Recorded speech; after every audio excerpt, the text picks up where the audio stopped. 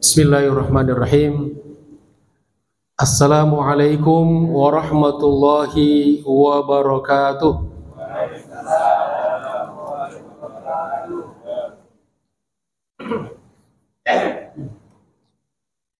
Alhamdulillah.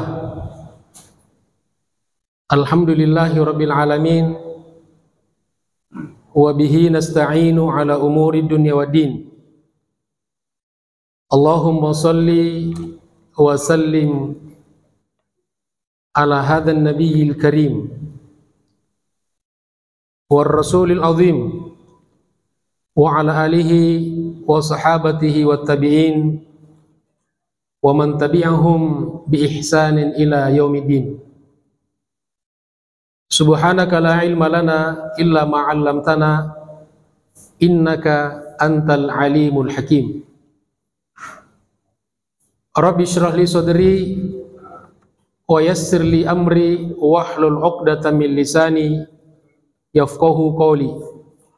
Amma ba'd. Ma'asyiral muslimin wal muslimat rahimakumullah,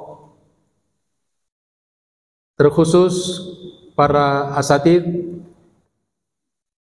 para orang tua, tokoh masyarakat,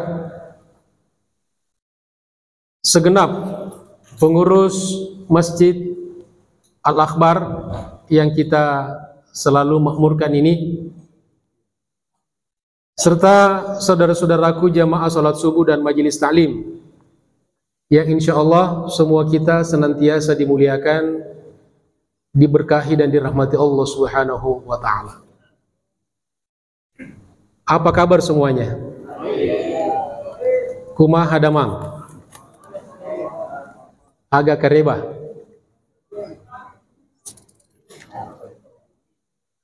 Alhamdulillah. Puji syukur kita panjatkan kepada Allah Subhanahu wa ta'ala. Setelah kita sholat subuh berjamaah seperti biasa,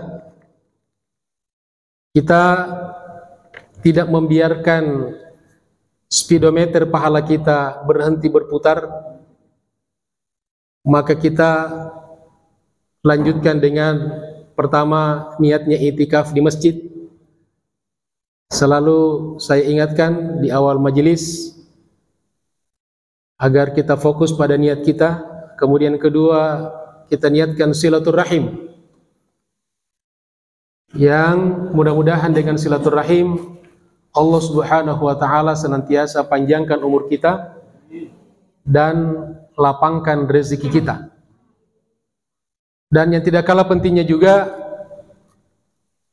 kita niatkan untuk talabul ilmi, untuk belajar. Mudah-mudahan dengan talabul ilmi ini, dengan segala keterbatasan kita, dengan segala kebodohan kita, Allah Subhanahu wa ta'ala lapangkan satu jalan untuk kita menuju surganya. Amin ya rabbal alamin. Dan seperti biasa, sebelum kita meninggalkan masjid, mari kita sempatkan untuk sholat sunnah isyraq 2 rakaat. Mudah-mudahan kita mendapatkan keutamaannya, pahalanya yang sama dengan haji dan umroh. Amin ya rabbal alamin. Semoga Allah Subhanahu wa ta'ala senantiasa memberikan pada kita keikhlasan dan berujung kepada keistiqomahan. Amin ya rabbal alamin. Jamaah sekalian yang saya hormati, kajian kita pada pagi hari ini seperti yang sudah disampaikan sebelumnya, yaitu kajian kitab Khulasatun Nurul Yakin fi sirati Sayyidil Mursalin, yaitu kajian sirah nabawiyah, sejarah dari sejarah kenabian. Di kesempatan ini insyaallah kita melanjutkan bahasan di pertemuan yang lalu, yaitu Kalau kita kasih judul peristiwa-peristiwa yang terjadi pada tahun 3 Hijrah. Di pertemuan yang lalu kita membahas ada beberapa peristiwa yang terjadi pada tahun kedua Hijrah. Jadi bukan Hijriyah ya. Jadi 3 Hijrah artinya 3 tahun setelah Nabi hijrah.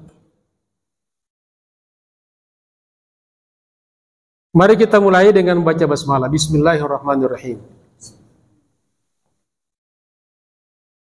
Qala al-muallif rahimahullah. As-sanatu ats-tsalitsatu minal hijrah. Ini peristiwa yang terjadi pada tahun ketiga hijrah. Fi sanati tsalitsati minal hijrah, pada tahun ketiga hijrah, hadatsat ghazwatu Ghatafan, terjadi perang Ghatafan. Di sini disebutkan ismu qabilatin. Jadi kata Ghatafan ini diambil dari nama marga qabilah di Arab. Kemudian menjadi nama perang atau peperangan. Apalagi yang terjadi wa ghazwatu Bahran. Yang kedua juga terjadi perang Bahran. Di sini dikatakan Bahran ismu maudhi'in baina Makkah wal Madinah. Jadi nama tempat yang terletak antara Makkah dan Madinah. Persisnya di mana? Cari sendiri. Jadi kalau Bapak Ibu perjalanan dari Makkah ke Madinah atau Madinah ke Makkah, nah ini cari-cari di mana ini Bahran. Ya. Ustaz tahu nggak? Saya juga tidak tahu persisnya di mana. Pokoknya keterangannya satu tempat antara Makkah dan Madinah. Yang jelas bukan di Jatinegara. Apalagi jamaah sekalian, wa ghazwatu Uhudin, juga terjadi perang Uhud. Jabalun bil Madinah. Uhud ini adalah nama gunung di Madinah. Jabal Uhud, gunung tunggal, karena satu-satunya gunung yang ada di kota Madinah. Makanya Uhud artinya satu, tunggal, ahad. Apalagi jamaah sekalian, wa ghazwatu Hamra'il Asad, juga terjadi perang Hamra al-Asad. Di sini dikatakan maudhi'un baina Makkah wal Madinah. Ini juga nama tempat antara Makkah dan Madinah. Apakah dekat dari Bahran atau tidak? Nanti kita cari ya. Wa hadhil ghazwa, perang Hamra al-Asad ini hadatsat ba'da Uhud, yang terjadi setelah perang Uhud. Wa sababuha, penyebabnya, jadi setiap ada kejadian itu ada sebabnya. Ada perang, ada sebabnya. Loh, kok perang? Kenapa perang? Nggak tahu katanya. Mau aja gitu. Ada sebabnya. Apa sebabnya? Anna Rasulullah sallallahu alaihi wasallam khafa min tajammu'il musyrikin. Nabi khawatir bahwa orang-orang musyrik kembali berkumpul bersatu, wa ruju'ihim ilal Madinah, dan nanti akan kembali ke Madinah. Itu yang Nabi khawatirkan. Karena kalau mereka datang, mereka mengganggu orang Islam. Falamma wasala Hamra al-Asad, Lalu ketika fakharaja khalfahum, lalu Nabi menyusul orang-orang musyrikin. Dan ketika sampai di Hamra al-Asad, di tempat yang bernama Hamra al-Asad, alima annal a'da'a raja'u ila Makkah, Nabi mendapat informasi bahwa orang-orang musyrikin sudah kembali ke Makkah. Ba'da an balagahum khurujuhu sallallahu alaihi wasallam minal Madinah, setelah orang-orang musyrik mendengar dan mengetahui bahwa Nabi menyusul mereka, dan mereka ini ketakutan. Nanti akan kita bahas lebih jelas lagi. Kemudian walam yakun harbun illa fi Uhudin, dan dari berapa tadi peristiwa ini? Dari keempat peristiwa yang terjadi pada tahun 3 Hijrah, tidak ada peperangan besar kecuali hanya di perang Uhud. Jadi kalau harbun itu perang besar, kalau ghazwah itu perang kecil. Jadi yang terjadi di Ghatafan, di Bahran, kemudian di Hamra al-Asad, itu hanyalah perang-perang kecil. Kalau harbun perang besar.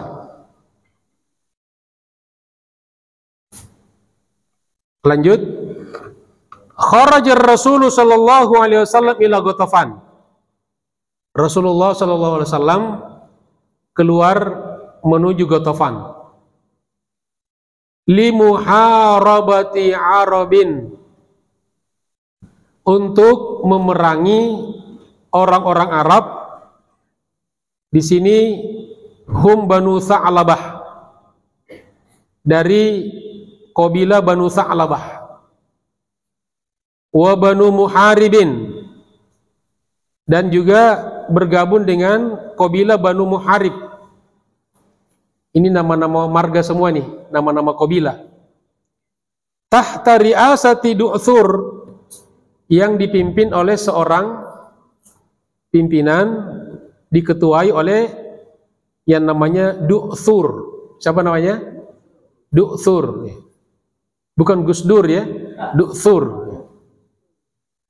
Nanti siapa yang pimpin? Gus Dur katanya. Jangan, bukan. Du'thur. Kenapa? Kenapa Nabi keluar untuk memerangi mereka? Aradul gharata 'alal Madinah, karena mereka ini ingin memerangi Madinah, ingin menyerbu kota Madinah. Jadi sebelum mereka menyerang, diserang duluan. Itu dalam ilmu bela diri, pertahanan yang paling bagus adalah menyerang. Ya, pertahanan yang paling bagus adalah menyerang. Kadang-kadang untuk kita bertahan kita harus menyerang. Nabi praktekkan nih. Jadi jangan biarkan mereka terlanjur masuk di Madinah lalu berperang. Ya, selama punya kemampuan, halau dulu, jangan sampai masuk di Madinah. Falamma sami'u bi khurujir Rasul sallallahu alaihi wasallam, ketika mereka mendengar bahwa Nabi keluar ya ke daerah Ghatafan itu, harabu ila ru'usil jibal. Ini orang-orang yang mau memerangi kota Madinah, ingin menyerbu kota Madinah. Kenapa mereka? Mereka kabur. Mereka lari, kabur ke puncak-puncak gunung, ke lereng-lereng gunung. Kenapa? Khaufan minal muslimina, mereka takut kepada orang Islam. Jadi dulu musuh-musuh Islam itu takut kepada orang Islam. Kalau kita sekarang kira-kira musuh Islam takut gak sama kita orang Islam? Agak takut. Malah kita yang takut. Ya, jadi terbalik ya. Jadi baru dengar, belum berperang sudah takut duluan. Itu yang terjadi. Ya.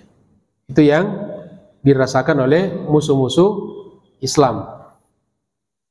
Jadi makanya Kenapa musuh Islam takut kepada Nabi dan sahabat? Karena musuh-musuh Islam melihat ada sesuatu yang ditakuti, yang menakutkan. Ya. Salah satu pelajaran yang kita sampaikan ketika manasik haji dan umroh, salah satu hikmah kenapa kalau kita pakai ihram kita tawaf, terutama di tawaf 3 putaran pertama, kenapa laki-laki disuruh buka pundak kanannya? Kenapa disuruh buka pundak kanannya? Ya, salah satu hikmahnya karena orang-orang musyrik di Mekah ketika Nabi dan sahabat tawaf lalu berselimut dengan ihram, mereka bilang ini orang-orang Islam, orang-orang malas, lemah, kedinginan. Kan biasa orang-orang dingin kan selimut kan? Ya. Lalu kata Nabi, begitu Nabi ketahui bahwa mereka merasakan seperti itu, menghina orang Islam, kata Nabi, buka pundak kananmu. Begitu dibuka pundak kanannya, ternyata orang-orang musyrik, orang-orang kafir melihat ternyata sahabat, orang-orang Islam ini juga berotot. Ya. Kalau ditutup kan gak kelihatan kan? Nah, makanya sekali-sekali juga kita perlu menunjukkan. Ya. Ayo buka. Jangan di sini ya, jangan di sini. Nah artinya apa? Biar berotot ya harus juga olahraga kan? Ya, paling tidak minimal menang gaya lah, gitu ya. Kalaupun bertarung belum tentu menang, tapi paling tidak ya seperti yang dilihat oleh para orang-orang kafir, ternyata orang Islam tidak selemah yang kita bayangkan. Ternyata mereka menutup pundaknya bukan karena lemah, tapi memang karena belum ada perintah dari Nabi untuk membuka pundak mereka.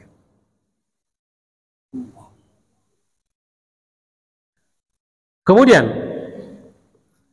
wa hadatsa anna ar-rasul sallallahu alaihi wasallam naza'a thawbahu. Di perang Ghatafan ini, di peristiwa Ghatafan, ada satu peristiwa. Nabi membuka bajunya. Liyujaffifahu min matarin ballalahu. Karena beliau ingin mengeringkan bajunya yang basah karena hujan. Karena hujan. Wartaha tahta syajaratin, lalu beliau istirahat, rehat di bawah sebuah pohon. Wal muslimuna mutafarriquna, sedangkan orang-orang Islam yang lain, para sahabat, berpencar. Ya masing-masing mencari tempat yang nyaman lah. Namanya istirahat kan? Masing-masing dibiarkan oleh Nabi terpencar mencari tempat yang nyaman menurut masing-masing selera. Lalu fara'ahu arabiyyun ismuhu Da'thur. Lalu Nabi ini dilihat oleh seorang Arab yang bernama Da'thur. Ternyata pimpinan pasukan Bani Tha'labah dan Bani siapa tadi? Bani Tha'labah dan Bani Muharib. Bani Tha'labah dan Bani Muharib. Jadi pimpinannya ini yang bernama siapa? Siapa namanya? Gusdur. Da'thur. Jangan salah ya. Da'thur. Nah, Da'thur melihat Nabi lengah. Dilihat Nabi lagi istirahat, lagi tiduran gitu ya. Fa aqbala ilaihi bisayfihi. Lalu Da'thur datang kepada Nabi sambil membawa pedang. Membawa goloknya, pedangnya. Hatta waqafa ala ra'sihi, sampai dia berdiri di kepalanya. Artinya sejajar dengan kepala Nabi. Jadi bayangkan Nabi tiduran, Da'thur datang di atas kepala Nabi. Wa qala, lalu dia berkata kepada Nabi, man yamna'uka minni ya Muhammad? Siapa yang bisa melarang aku, mencegah aku dari membunuhmu wahai Muhammad? Siapa yang bisa mencegah saya untuk tidak membunuhmu, wahai Muhammad. Faqala Rasul. Lalu Rasulullah SAW bersabda, berkata dengan tegas, dengan lantang, Allah.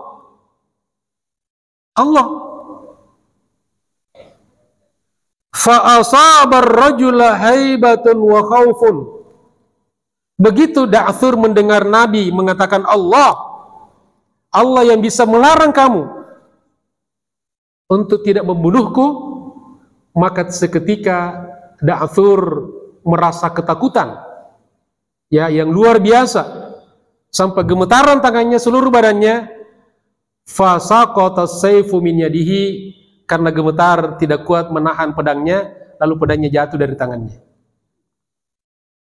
Jadi ini juga pelajaran bagi kita, bapak-bapak, ibu-ibu, kalau misalnya ditakut-takutin orang, kalau ditodong sebut Allah gitu kan.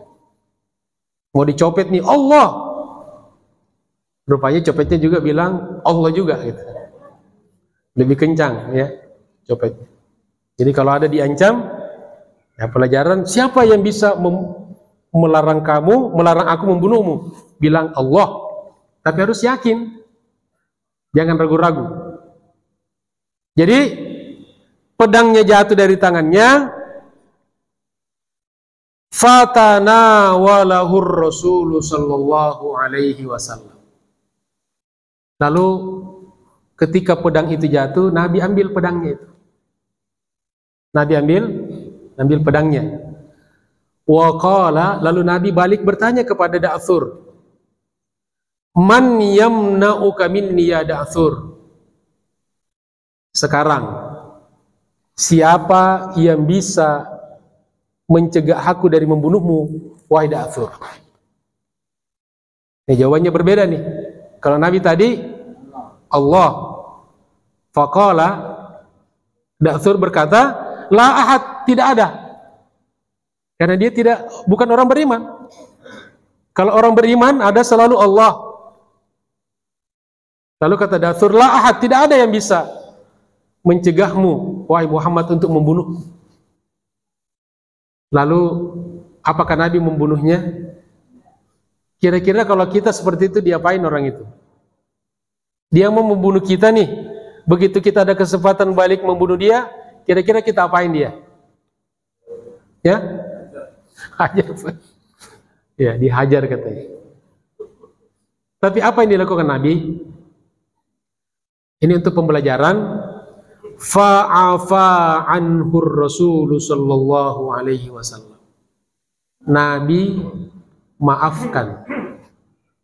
Nabi maafkan. Tapi Nabi jangkauan pikirannya panjang. Lalu karena Nabi maafkan, fa aslama. Lalu Da'thur masuk Islam. Nah, kita sekarang kalau memaafkan orang kadang-kadang justru melunjak. Betul apa betul? Ya. Mungkin faktornya, penyebabnya karena mungkin juga yang memaafkan kurang ikhlas. Ya. Tujuannya juga mungkin tidak karena Allah.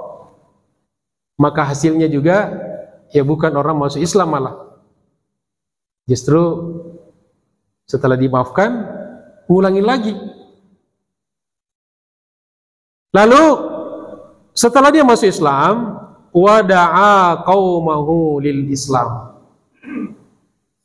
Da'thur setelah masuk Islam, dia kemudian mengajak kaumnya untuk masuk Islam.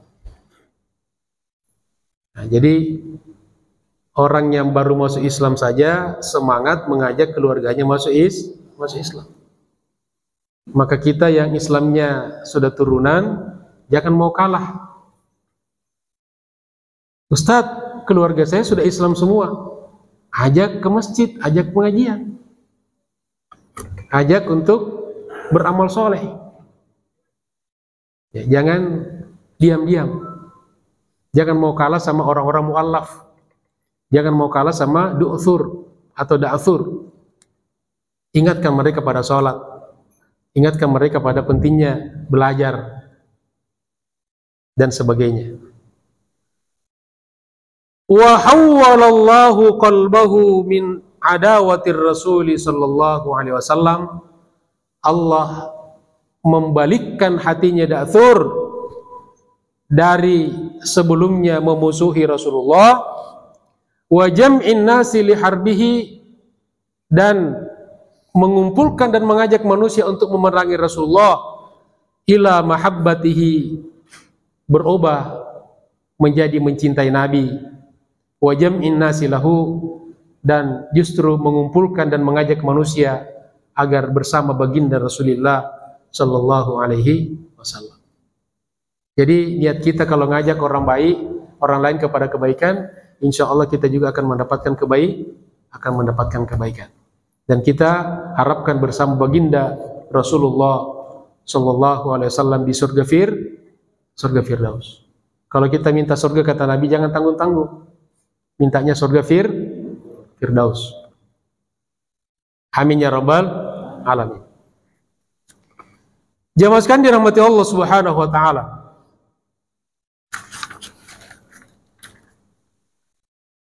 Kharajat Quraisyun li muharabatil muslimin. Ini sudah masuk di muqaddimah perang Uhud. Jadi orang-orang kafir Quraisy keluar untuk memerangi orang Islam. Wa akhdhi tha'rim man qutila minhum fi waq'ati Badar. Apa motivasinya? Kenapa orang-orang Quraisy yang dari Makkah kembali ingin memerangi orang Islam di Madinah? Karena ingin balas dendam. Ingin balas dendam terhadap saudara-saudara mereka, teman-teman mereka yang terbunuh di perang Badar. Terbunuh di perang Badar. Jadi kalau motivasinya orang kafir berperang karena dendam, atau berperang karena kebencian. Ya, dan orang-orang Arab ini terkenal dulu di zaman jahiliyah, biasanya hanya gara-gara sepele itu bisa berperang sampai 7 turunan. Sampai 7 turunan.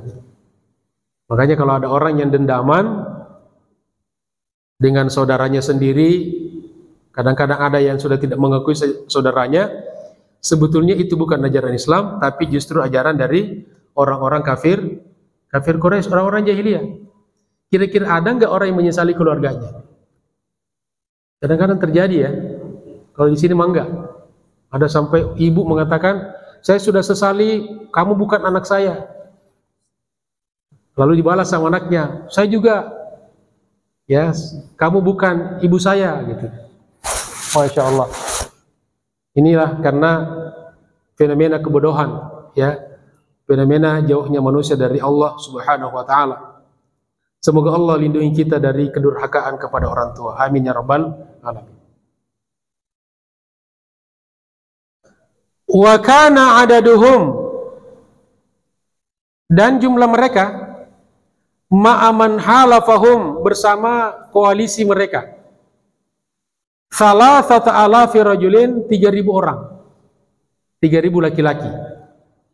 Jadi jumlah orang-orang kafir Quraisy yang akan menyerbu kota Madinah, akan berperang memerangi orang-orang Islam di Madinah, itu ada 3.000 orang, laki-laki semuanya.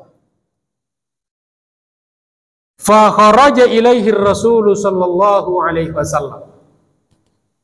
Nabi tidak gentar. Jadi orang Islam kalau mau diserang, dia tidak takut. Ya, lu jual, kata orang Jakarta, lu jual, gua borong. Ya, begitu orang Islam. Tapi bukan sok-sokan. Jadi orang Islam itu tidak nantangin orang. Tapi kalau ditantangin, jangan lari. Ya, jadi tidak sombong, tidak sok jagoan, tapi kalau ditantangin, jangan lari. Nabi ditantangin, maka Nabi pun keluar menyambutnya. Masya Allah. Artinya ada persiapan. Wa ma'ahu alfu rajulin, dan jumlah orang yang bersama Nabi berapa? 1000 orang. Kalau kafir Quraisy berapa orang? Berapa orang Bapak Ibu? Halo? 3000. Ya, 3000 berbanding berapa? 1000. Jadi kira-kira perbandingannya 1 melawan 3 orang. Jadi ini sudah ukuran nih. Jadi dalam teori ini, kalau kita menghadapi 3 orang, maksimal 3 orang ya, kalau kita dikeroyok, kita masih dibolehkan bertahan. Jadi bapak-bapak terutama, kalau ada yang dikeroyok nih, kalau 3 orang masih bisa bertahan. Ustadz, saya dikeroyok 10 orang, saya bertahan. Saya tidak lari. Kenapa? Pingsan katanya. Ya nggak lari karena pingsan. Artinya logikanya kalau sudah lebih daripada itu, mendingan kita kabur, mendingan kita mundur, jangan diladeni. Jadi Nabi melihat 3000 musuh, Nabi siapkan 1000 orang. Ya artinya biar kita juga itu lebih maksimal. Jadi kalau kita ngelihat tantangan kita berat, maka kita akan persiapkan kekuatan kita juga maksimal. Kalau disiapkan 3000 dengan 3000 mungkin tidak terpakai karena merasa banyak, bisa meremehkan musuh. Jamaah sekalian dirahmati Allah Subhanahu wa taala, dari 1000 orang itu, wa raja'a anhu fit tariqi Abdullah bin Ubay. Keluar di tengah jalan.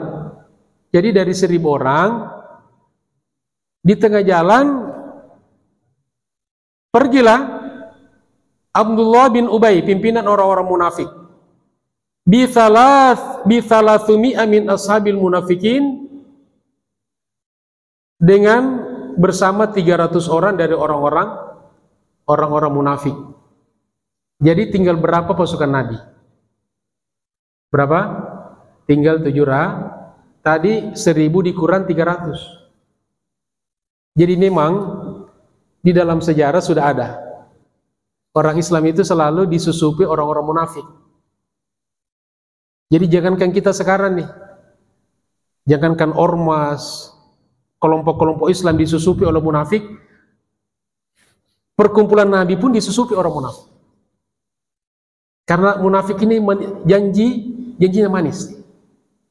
Salah satu kelebihan orang munafik yang bisa memperdaya kita adalah omongannya manis. Ya, tapi kalau sudah ada resiko di depannya, mereka pasti kabur. Itu orang munafik. Jadi ketika melihat pasukan orang kafir Quraisy 3000, lalu dia membayangkan kita ini cuma 1000, 3 lawan 1, 1 lawan 3, kabur dia.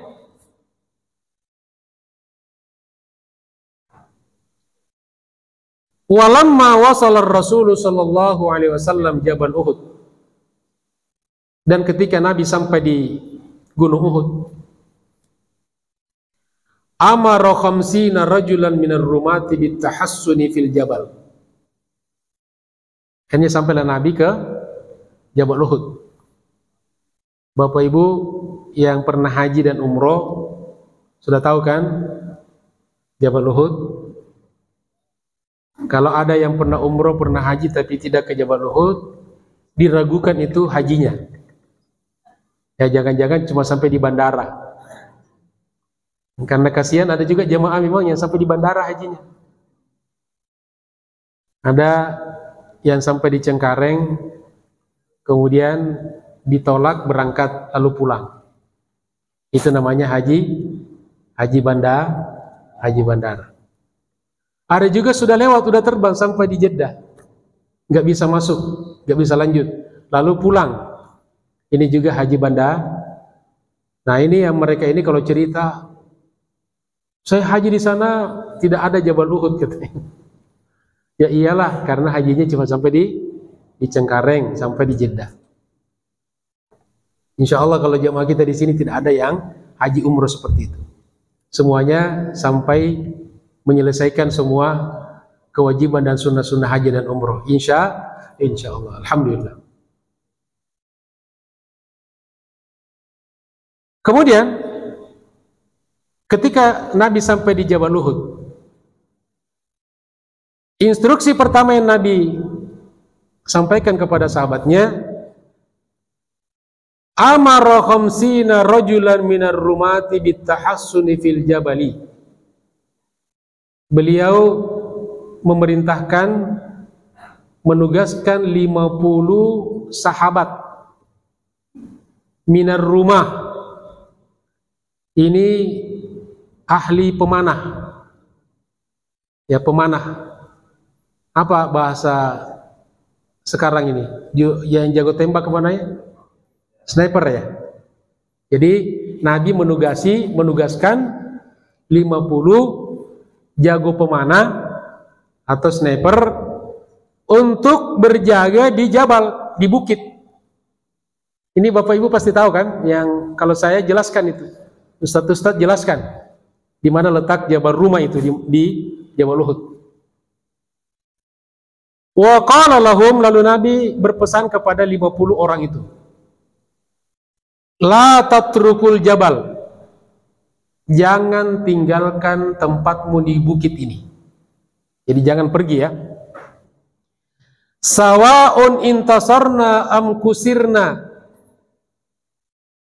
baik kita menang ataupun kita kalah, jangan tinggalkan. Nah, ini pesannya Nabi seperti itu. Jadi jangan sekali-kali kamu tinggalkan tempat kalian. Summa bada al-qitalu bainal fariqaini, setelah itu berlangsunglah peperangan antara pasukan orang kafir Quraisy dan pasukan kaum muslimin. Fan hazamal musyrikuna, lalu ketika itu orang-orang musyrik dipukul mundur, kalah. Lalu lamma ra'ar rumatu inhizamal musyrikin, ketika 50 jago pemanah ini melihat, oh kita sudah menang, orang-orang musyrik sudah kabur, sudah kalah, terpukul mundur, qalu, mereka berkata, malana walil wuqufi min hajatin, apalagi pentingnya kita tinggal di sini, buat apa lagi kita tetap di sini, toh orang-orang musyrik sudah kalah, sudah dipukul mundur. Tapi satu hal, wa nasu amr Rasul sallallahu alaihi wasallam, mereka lupa kepada pesannya, wasiatnya Nabi. Apa kata Nabi? Jangan sekali-kali tinggalkan tempatmu, apapun yang terjadi. Jadi Nabi mengatakan, apapun yang terjadi, jangan tinggalkan tempatmu. Nabi sudah tahu nih, ada Nabi kan berbicara pakai wahyu kan, jadi tahu apa yang langkah-langkah ke depannya, prediksi-prediksi beliau. Fadzakkarahum raisuhum bihi, bahkan komando ya, pimpinan dari 50 sniper itu sudah ingatkan teman-temannya. Falam yaltafitu, tetapi kebanyakan mereka tidak peduli dengan komandannya, dengan pimpinannya. Wantalaku wara'an nahbi wasalbi, mereka kemudian kabur, turun dari bukit untuk mengambil apa? Harta rampasan perang. Jadi orang-orang musyrik ketika dipukul mundur meninggalkan senjatanya, perlengkapannya. Nah, ini menggiurkan bagi orang. Nah, mereka sudah kabur. Ayo kita ambil, kita pungut. Fathabatar ra'isu wa ma'ahu qalil, meskipun pimpinannya tetap konsisten berada di gunung dan yang tinggal hanya beberapa orang. Jadi tidak semua 50 orang turun.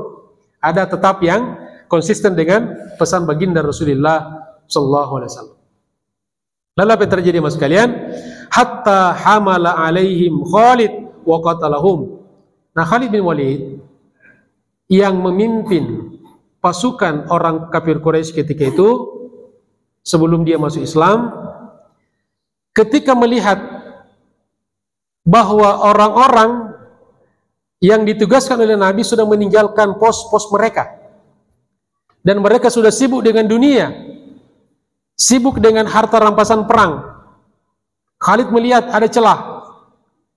Jadi orang Islam ini kan memukul mundur orang-orang musyrikin kan. Jadi kira-kira arah ke sana.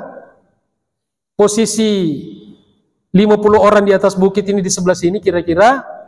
Nah, ketika mereka turun, nah Khalid bin Walid melewat di belakang Jabal Uhud, kemudian berputar dan menyerang kaum muslimin dari arah belakang. Ya, kira-kira tergambar ya Bapak Ibu sekalian. Saya kira juga napak tilas jamaah haji dan umroh kalau ke Jabal Uhud biasa diceritakan ya. Nah, sehingga apa yang terjadi jamaah sekalian? Umat Islam berada di tengah-tengah. Ya, jadi mereka sibuk mengusir musyrikin yang sudah kabur, tapi Khalid bin Walid dengan pasukannya dari belakang. Lalu apa yang terjadi? Ketika orang-orang musyrikin yang dipukul mundur sadar bahwa Khalid dan pasukannya menyerang pasukan kaum muslimin dari arah belakang kaum muslimin, mereka pun berbalik. Mereka berbalik, di sini orang-orang kafir, musyrikin, lalu umat Islam berada di tengah-tengah terjepit, dan disitulah terjadi perang besar.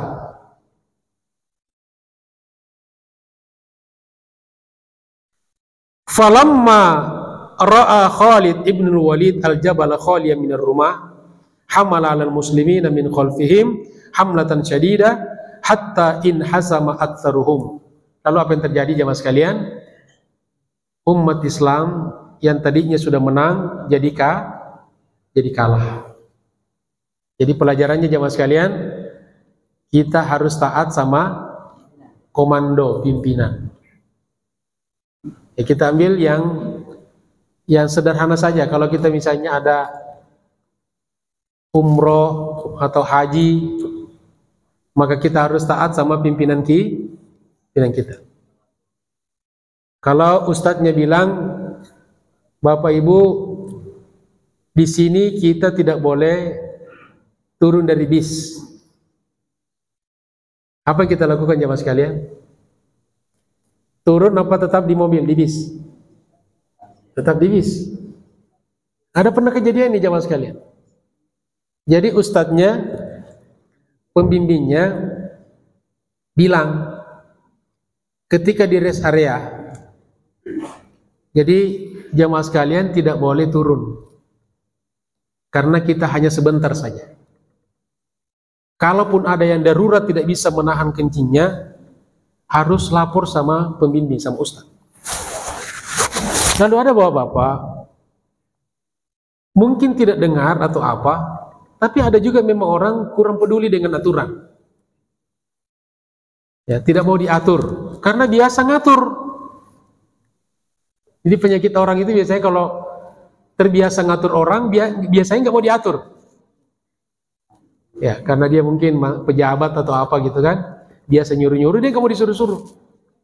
Biasa makan, ketika di kantornya, di perusahaannya gitu kan, itu perasaannya terbawa-bawa. Lalu dia nyelonong sendiri. Lalu apa yang terjadi mas sekalian? Ketinggalan. Ya, bayangkan saja ceritanya sampai di situ, bayangkan saja apa yang terjadi setelah itu. Akan sangat merepotkan. Jadi inilah akibat karena 50 orang ini tidak mengindahkan pesan dan perintah baginda Rasulullah sallallahu alaihi wasallam. Lalu wa asya'a ba'dul musyrikin anna Muhammadan qad qutila. Nah, di sini peranan media nih. Lalu orang-orang musyrik memblow up berita, buat berita bohong. Jadi hoax itu sudah ada dari dulu. Sebelum ada medsos, orang musyrik, orang munafik itu kerjanya itu. Apa berita yang mereka buat? Anna Muhammadan qad qutila. Muhammad, kalau kita kan Nabi Muhammad SAW, kalau mereka manggil Nabi Muhammad aja.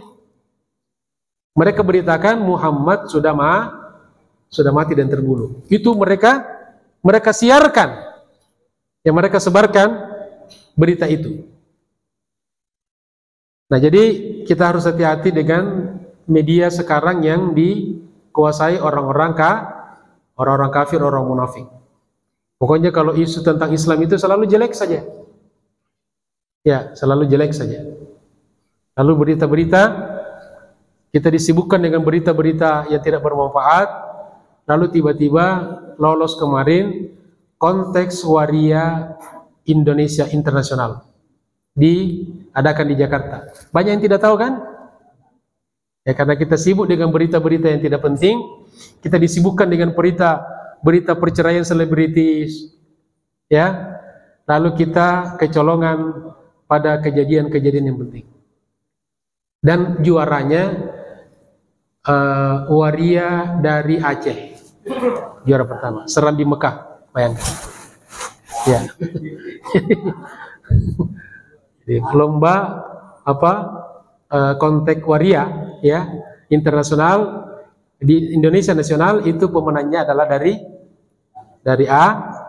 Aceh. Wa na'udzubillahi min zalik. Jadi memang ini luar biasa ya kerja-kerja media, apalagi sekarang ini.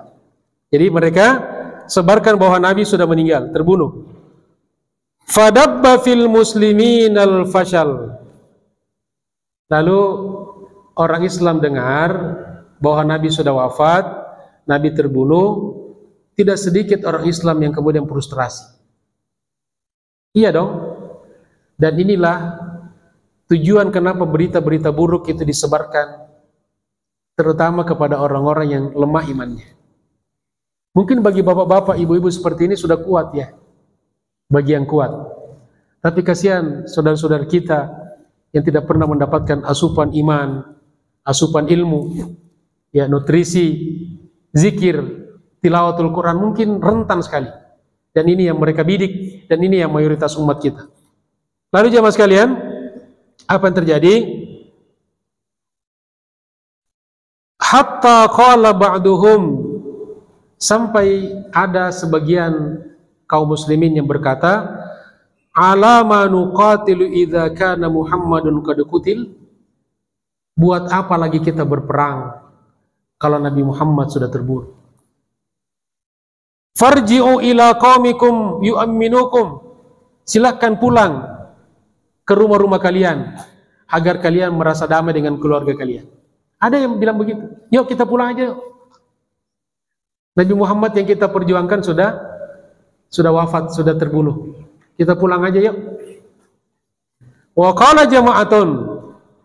Tapi selalu barisan umat itu terbagi dua. Di tengah frustrasi yang luar biasa, tetap ada orang-orang yang konsisten dan istiqomah.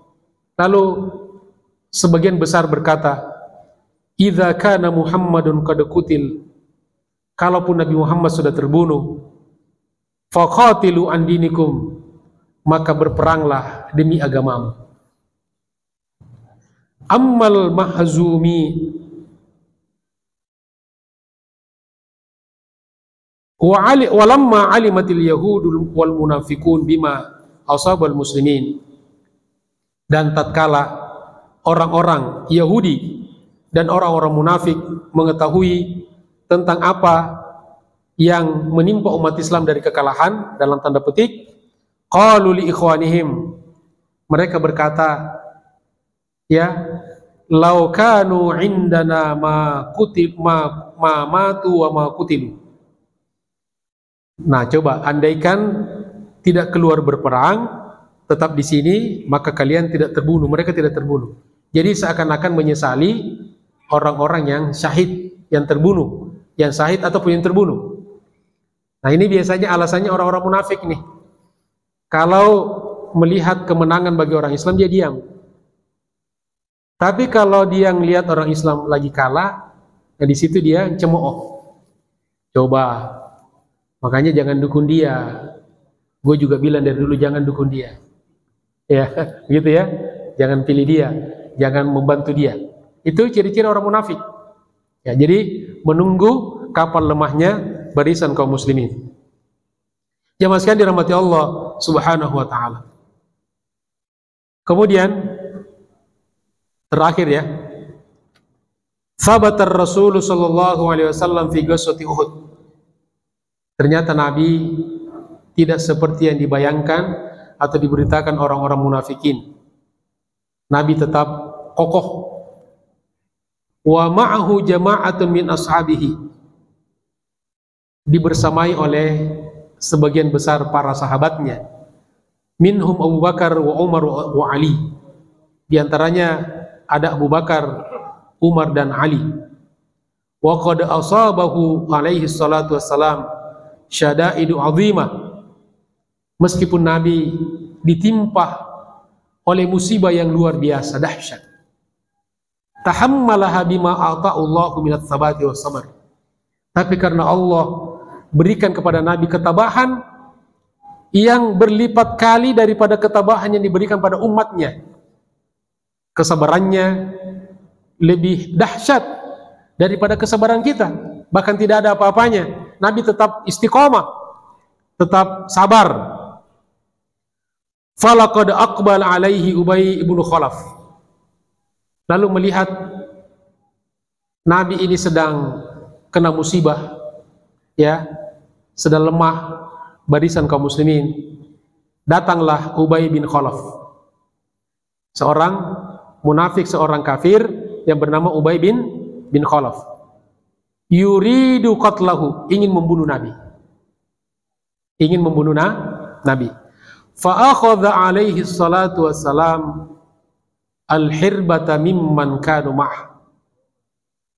Begitu Nabi tahu bahwa dia akan dibunuh oleh orang yang bernama Ubay, Nabi langsung merebut bayonet atau senjata yang dipegang oleh salah seorang sahabat. Jadi ini pertanda kalau kita ada tanda-tanda bahaya, kita harus mencari cara untuk berlindung biar tidak kita mati konyol. Ya, jadi Nabi tahu, begitu sadar ada orang yang membunuhnya, daripada keduluan. Nah, ini juga yang orang-orang munafikin sekarang sebarkan nih. Kenapa orang-orang Palestina Hamas itu bekerja sama dibantu oleh orang-orang Iran yang notabene-nya mereka kebanyakan orang-orang Syiah. Jawabannya pertama, orang kalau lagi berkelahi, jamaah sekalian, kalau kita lagi berantem nih, lalu di dekat kita ada orang yang mengkasih kita pisau, kira-kira kita ambil nggak? Atau ngasih kita tongkat, atau ngasih pisau nih, kita sedang berantem nih. Kira-kira kita sebelum kita ambil tongkatnya atau senjatanya, kita nanya dulu nggak, agama kamu apa? Kalau kita nanya duluan, banyak ngomong, mati duluan kita. Itu yang terjadi. Kenapa jemaah sekalian? Yang kedua, karena orang-orang Arab yang mestinya lebih duluan membantu Hamas, saudara mereka tidak membantu. Nah, itu jadi ada orang, kenapa orang-orang Hamas, orang-orang Gaza itu bertahan di Gaza? Hijrah saja. Ini kan aneh. Seluruh dunia, bahkan orang yang tidak beragama sekalipun membela umat Islam di Gaza dan Palestina. Tapi ada mulut-mulut yang lancang menyuruh orang Islam tinggalkan saja Palestina. Dan itu cuma satu kelompok orang. Ini memang kelompok aneh. Nauzubillah min zalik. Orang-orang kafir dari ujung dunia semuanya mendukung Palestina sekarang. Tapi ada orang Islam yang menyuruh ya keluar orang-orang Islam dari Gaza. Bahkan tidak sedikit yang senang dengan kematian Ismail Haniyah kemarin. Ini Masya Allah, jangan-jangan mereka bukan orang Islam. Wa na'udzubillahi min zalik. Lalu jamaah sekalian, lalu Nabi mengambil senjata yang terdekat. Jadi kita ambil yang terdekat. Jadi jangan lagi nyari mana senjataku yang di rumah, keburu dibunuh. Nabi ngerebut yang punya senjata di sampingnya tuh. Wa darabahu darbatan. Lalu Nabi memukul, menebas si Ubay. Kanat sababa halakihi, dan itulah tebasan Nabi yang menyebabkan kebinasaannya, matinya. Lalu walam yaqtul alaihi salatu wassalam ghairahu tula hayatihi, dan Nabi tidak pernah membunuh orang dengan tangannya langsung kecuali dia. Ini alang kecelakaannya manusia ini. Ubay bin Khalaf, satu-satunya manusia, ya, makhluk yang mati dibunuh langsung oleh tangan baginda Rasulullah sallallahu alaihi wasallam. Karena dia sudah mau membunuh Nabi. Jadi ini pelajaran jamaah sekalian, kalau kita mau dibunuh orang dan kita bisa melawan, kita bisa melawan. Misalnya ada orang datang di rumah kita nih, ingin membunuh kita atau membunuh keluarga kita harus melawan. Dan kalaupun kita kalah, bahkan kita mati, maka kita mati syahid. Makanya kata Nabi, "Man mata duna ahlihi fahuwa syahidun." Barang siapa yang mati karena berjuang membela keluarganya, mati syahid. Wa man mata duna malihi, barang siapa yang mati karena membela hartanya, fahuwa syahidun, maka dia mati syahid. Tapi kita jangan sok-sokan menantang orang. Kemudian yang terakhir, wa waqa'a alaihi salatu wassalamu fi hufratin. Nabi terperangkap, jatuh ke dalam lubang. Fajurihat rukbatahu wa ugmi alaihi. Lalu Nabi terluka kedua lututnya, dan sampai karena lukanya parah sampai beliau pingsan. Wa ramahu ba'dul musyrikina bihajarin, sebagian orang musyrik melempari Nabi dengan batu-batuan. Fasajja wajahu, lalu sampai terluka wajahnya. Wa kusirat rubaiyatuhu wa thanayahu, dan sampai copot beberapa gigi Nabi kita yang mulia. Wa jurihat wajabatahu, dan sampai dakinya berdarah, mengeluarkan darah. Wa usiba ashabuhu alladhina kanu yudafi'un an bijarahatin katsiratin aidan, dan sahabat-sahabat yang melindungi Nabi, memasang dadanya, juga pun terluka parah, bahkan tidak sedikit di antara mereka yang syahid. Dan ada 70 orang sahabat Nabi yang syahid di Uhud, yang itu sekarang ada makamnya di, kalau kita ziarah, ada makam Uhud. Di situ diantaranya ada paman Nabi yang bernama siapa? Hamzah bin Abdul Muttalib. Itu paman baginda Rasulullah sallallahu alaihi wasallam. Demikianlah jemaah sekalian bahasan kita pada pagi hari ini. Mudah-mudahan kita mengambil pelajaran yang terbaik untuk bisa kita implementasikan dalam kehidupan kita. Terima kasih atas segala perhatiannya. Mohon maaf atas segala kekurangannya. Billahi taufiq wal hidayah. Assalamualaikum warahmatullahi wabarakatuh.